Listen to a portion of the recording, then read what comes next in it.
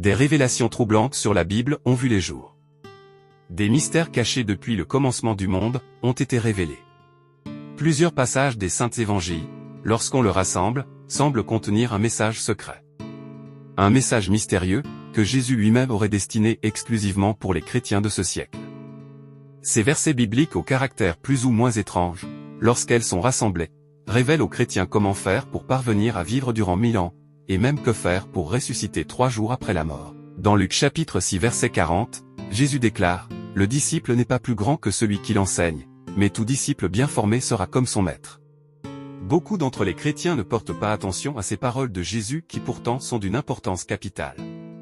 Ce verset révèle qu'il est possible d'être comme Jésus. Si Jésus était capable de faire de miracles, cela signifie que le disciple bien enseigné qui est comme son maître est aussi capable d'accomplir des miracles. Mais cela ne s'arrête pas là. Car si Jésus peut ressusciter 3 jours après la mort, cela signifie indubitablement que le disciple bien enseigné qui est exactement comme son maître peut lui aussi ressusciter 3 jours après la mort. Dans les Saintes Écritures, Jean chapitre 6 verset 63. Jésus déclarait, « C'est l'Esprit qui donne la vie, la chair à elle seule, ne sert à rien. Les paroles que je vous ai dites, sont esprit et vie. » Par cette déclaration, Jésus définit en une phrase toute simple, qu'est-ce que l'Esprit? Et surtout quel est son rôle? L'apôtre Paul dans le livre de 1 Corinthiens chapitre 15 verset 45 déclarait.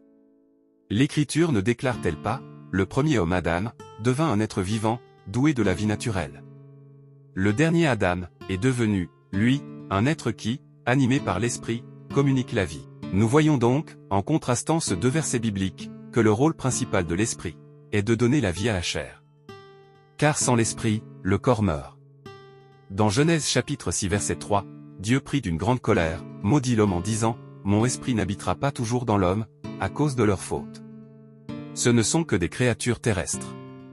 Je ne leur donne plus que 120 ans à vivre. » L'esprit est l'unique chose qui nous permet de vivre. Si nous mourons à 120 ans selon la Bible, cela est dû en une malédiction de Dieu. Car avant cette malédiction, l'homme parvenait à vivre jusqu'à 1000 ans. Lorsque Dieu récupère son esprit, nous mourrons.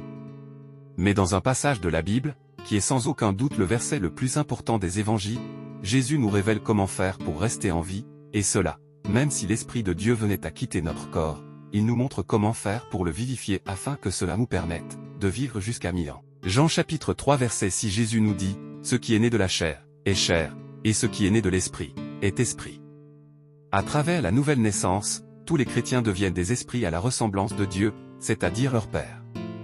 Or nous avons vu et compris que l'Esprit a pour rôle principal de donner la vie à la chair, de la vivifier.